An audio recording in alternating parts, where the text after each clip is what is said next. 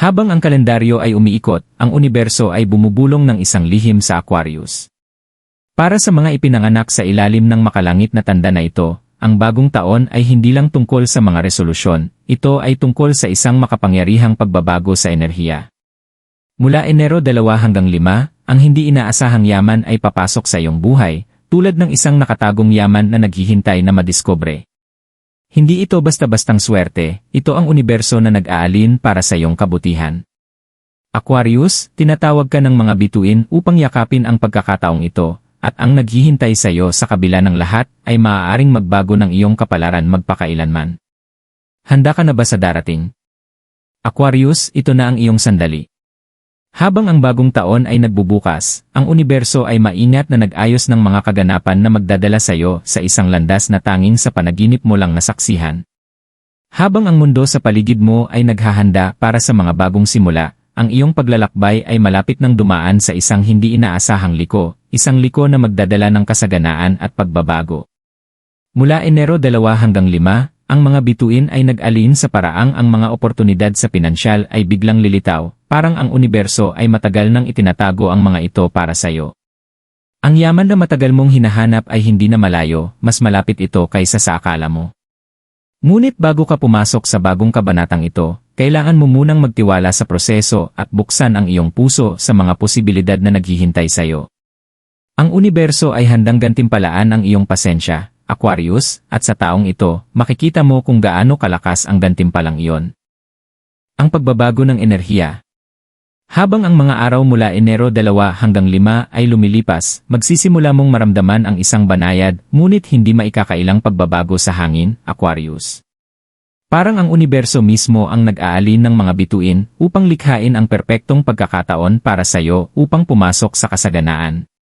Maaaring hindi mo agad ito mapansin, ngunit sa lalong madaling panahon, ang enerhiya sa paligid mo ay magiging iba, mas magaan, ngunit mas may layunin. Para sa mga Aquarians, na kadalasang mga nangangarap at mga visyonaryo, ang sandaling ito ay parang isang imbitasyon. Parang ang iyong mga pag-asa at pangarap ay hindi na malalayong konsepto, kundi mga makakamtang realidad na nasa iyong mga kamay. Ang universo ay hindi lang basta inaalin ang mga bituin para sa iyo, inaalis nito ang mga hadlang na nagpigil sa iyo upang makuha ang mga oportunidad na palaging nandyan para sa iyo. Ang pagbabagong ito sa enerhiya ay hindi lang tungkol sa yaman, ito ay tungkol sa kapangyarihan ng pagkakasunduan. Napansin ng universo ang iyong pasensya, iyong sipag, at ang iyong hindi matitinag na paniniwala na ang lahat ng bagay ay may dahilan. At ngayon, panahon na upang anihin ang mga gantimpala. Maaari mong simulan na mapansin ang maliliit na palatandaan, mga synchronicities sa iyong pang-araw-araw na buhay, mga pag-uusap sa mga taong parang nasa tamang lugar at oras, o pati na rin ang biglaang paghahangad na gumawa ng matapang na hakbang na dati ay iyong iniiwasan. Magtiwala ka sa mga palatandaang ito. Ito ang iyong imbitasyon upang pumasok sa bagong yugto ng iyong buhay, kung saan ang pinansyal na kalayaan at tagumpay ay hindi na tila malabo, kundi nasa iyong mga kamay. Sa mga susunod na araw, ang mga oportunidad na darating sa iyong buhay ay maaaring magmukhang halos hindi ka panipaniwala. Ngunit hindi ito isang koinsidensya, Aquarius. Ito ang paraan ng universo upang gantimpalaan ka sa pagtutok sa iyong landas. Huwag mag-atubiling o magduda sa iyong sarili, yakapin ang bagong enerhiya na ito, at magtiwala na ang universo ay malapit nang ibigay ang eksaktong nararapat sa iyo.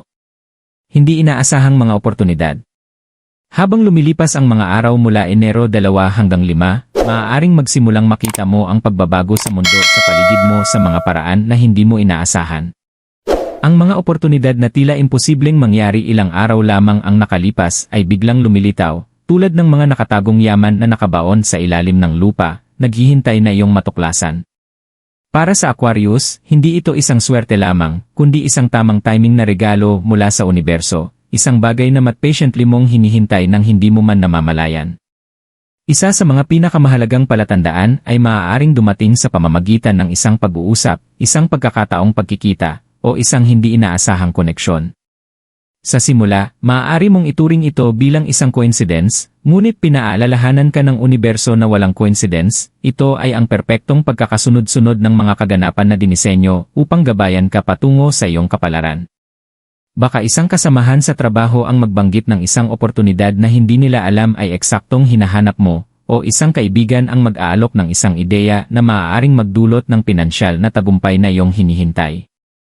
Baka hindi pa nga ito isang bagay na hinahanap mo, kundi isang bagay na dumarating sa iyo sa oras na hindi mo ito inaasahan. Ito ang kapangyarihan ng synchronicity, Aquarius.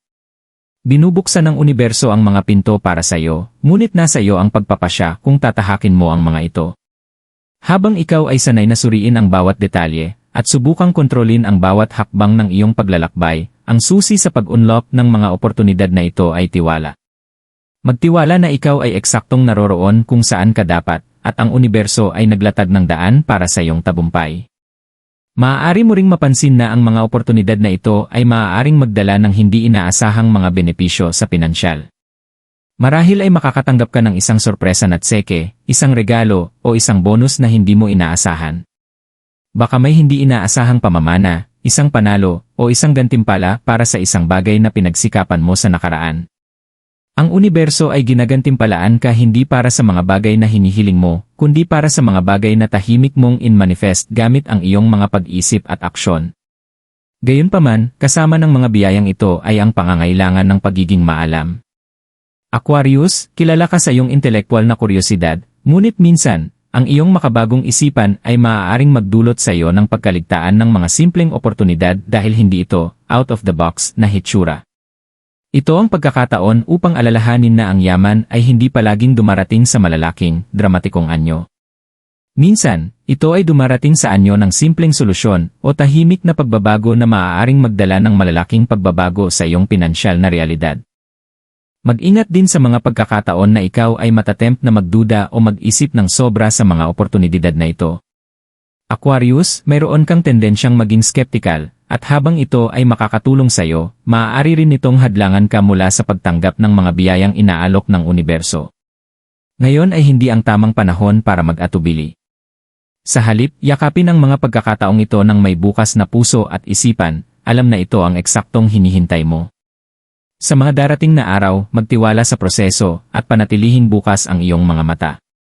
Ang isang karaniwang sitwasyon ay maaaring maglaman ng susi sa pag-unlock ng yaman na matagal mong pinapangarap. Inilunsad na ng universo ang lahat ng bagay at ngayon, nasa iyo na ang pagpapasya kung tatanggapin mo ang mga darating na biyaya. Ang pagbabaliktad.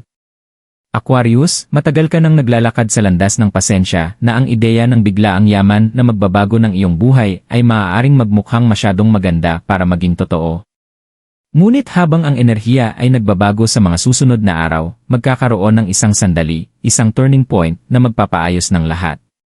Hindi lang ito tungkol sa pagtanggap ng hindi inaasahang yaman, ito ay tungkol sa pagka-realize na ikaw ay palaging nakalaan na maranasan ang breakthrough na ito.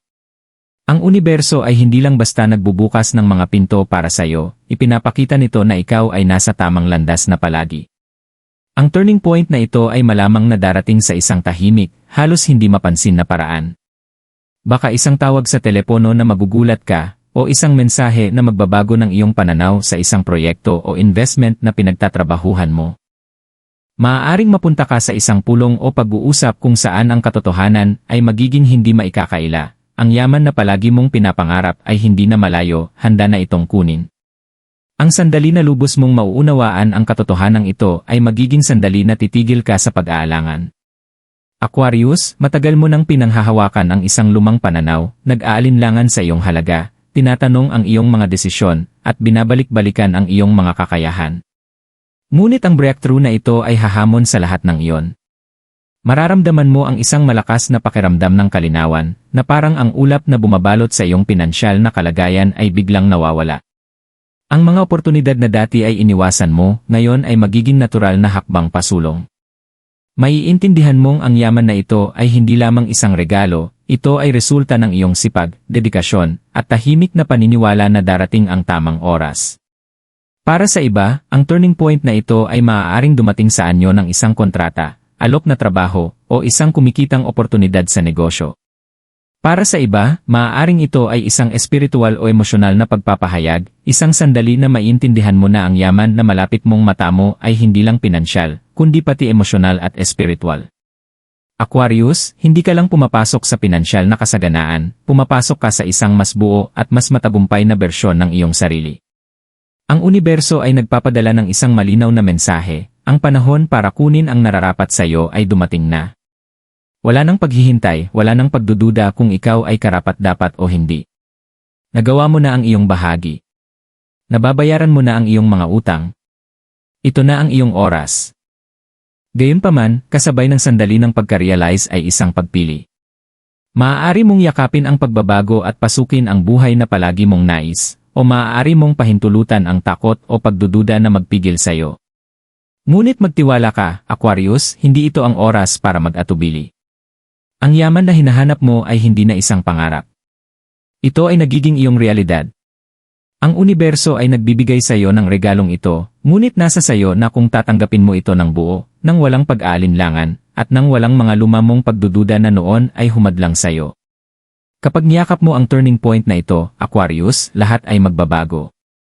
At ang yaman na noon ay tila malayo ay biglang magiging abot kamay. Pagtanggap ng yaman. Ngayon na nalamnan mo na ang yaman na inaalok ng universo, Aquarius, ang susunod na hakbang ay ang buong pagtanggap nito.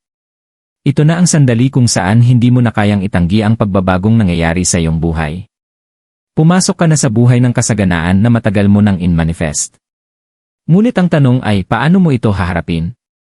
Aquarius, palagi kang naging tao na tinitingnan ang higit pa sa material na mundo.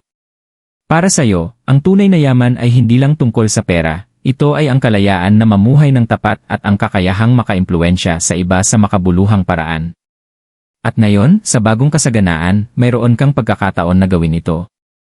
Ngunit ang pagtanggap ng yaman ay hindi lamang tungkol sa pag-accept nito, ito ay nangangahulugang pagsasamantala sa bawat pagkakataon na ibinibigay nito.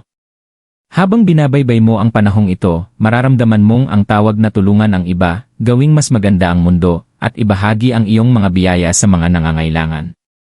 Ito ang iyong lakas, Aquarius. Ang iyong espiritu ng pagiging makatao ang nagpapasikat sa iyo. At ngayon, sa yaman na dumadaloy sa iyong buhay, magagamit mo ito upang suportahan ang mga layunin na mahalaga sa iyo, itaas ang iba, at lumikha ng pangmatagalang pagbabago. Ngunit huwag kalimutang yakapin din ito para sa iyong sarili. Pinagtrabahuhan mo ang sandaling ito, at oras na upang tamasahin ang mga bunga ng iyong pagsusumikap. Hindi ibig sabihin nito na magwaldas ka ng walang pakundangan, sa halip, ito ay tungkol sa pagtamo ng balanse sa pagitan ng pagiging bukas palad at pangangalaga sa sarili. Ipagkaloob mo sa iyong sarili ang mga bagay na matagal mong ninanais, kung ito man ay ang pagtungo sa iyong pangarap na bakasyon, pagbili ng espesyal na bagay, o simpleng pagtangkilik sa kapayapaan ng isip na dulot ng pinansyal na seguridad. Bilang Aquarius, ang iyong pananaw sa yaman ay palaging kakaiba, at iyon mismo ang nagpapalakas dito. Maaaring hindi mo sundan ang tradisyonal na landas ng pagyaman, ngunit ang iyong nilikha ay mas magiging makabuluhan dahil dito. Gagamitin mo ang bagong yaman na ito upang ipahayag ang iyong pagiging individual, ituloy ang iyong mga pasyon, at mamuhay ng buhay na nagpapakita ng iyong tunay na sarili. Ngunit tandaan, Aquarius, ang yaman ay hindi lang tungkol sa kung ano ang iyong natamo, ito ay tungkol sa kung ano ang iyong ibinabalik. Habang tinatanggap mo ang yaman na ito, mararamdaman mo na ang pinakadakilang kaligayahan ay hindi nanggagaling sa kung ano ang iyong naipon, kundi sa kung ano ang iyong naibahagi. Ang universo ay binigyan ka ng biyayang ito, at nasa sayo na kung paano mo ito ipapamahagi sa iba. Ang iyong yaman ay isang kasangkapan para sa paglago, personal na kasiyahan, at paglikha ng positibong pagbabago sa mundo. Habang ang mga araw ay lumilipas at patuloy na dumadaloy ang hindi inaasahang yaman sa iyong buhay, Aquarius, maglaan ng sandali upang magnilay-nilay sa kamangha-manghang paglalakbay na iyong sinimulan. Ang universo ay nag-alin para sa iyo, at ang dating tila imposibleng pangarap ay ngayon naging iyong realidad. Ito ay simula pa lamang. Ang yaman na iyong natamo ay hindi lang pinansyal, ito ay isang paggising, isang makapangyarihang paalala na ang lahat ng iyong pinagsikapan, pinaniniwalaan, at hinintay ay ngayon ay nagiging realidad. Ngunit ang yaman na ito ay may higit pa sa kasaganaan sa iyong bank account. Nagdadala ito ng malalim na pakiramdam ng kasiyahan at layunin. Hindi ka na lang nabubuhay, ikaw ay namumuhay ng buo, at ikaw ay nasa posisyon upang matulungan ang iba na magtagumpay kasama mo. Ang iyong pagiging bukas palad at kabutihang loob, Aquarius, ay lalo pang lalakas habang yakapin mo ang bagong kasaganaan na ito. Palagi mong nalamnan ang kakayahang makita ang mas malaking larawan, upang maunawaan na ang tunay na yaman ay hindi tungkol sa materyal na bagay kundi tungkol sa kalayaan, epekto, at koneksyon. Ngayon, kasama ang mga yaman na nasa iyong kamay, maaari mong gawing konkretong aksyon ang mga ideal na ito.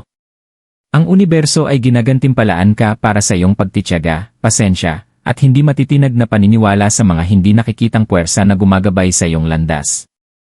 Ngunit huwag tumigil dito, Aquarius. Ang yaman na ito ay isang senyales na ikaw ay nasa tamang landas, ngunit ito rin ay isang tawag upang patuloy na magpatuloy. Ang mga pintong nagbukas para sa iyo ay simula pa lamang. Marami pang oportunidad ang darating, marami pang biyaya ang makakamtan, at marami pang paraan upang mag-iwan ng pangmatagalang epekto sa mundo sa paligid mo. Tandaan, Aquarius, ito ang iyong sandali upang magningning. Huwag hayaang ang takot, pagdududa, o pag-aatubili ang pumigil sa iyo. Pumasok ka sa iyong kapangyarihan, yakapin ang yaman na ibinigay sa iyo ng universo, at ibahagi ito sa mundo. Ang iyong paglalakbay ay nagsisimula pa lamang, at ang pinakamagandang bahagi ay darating pa.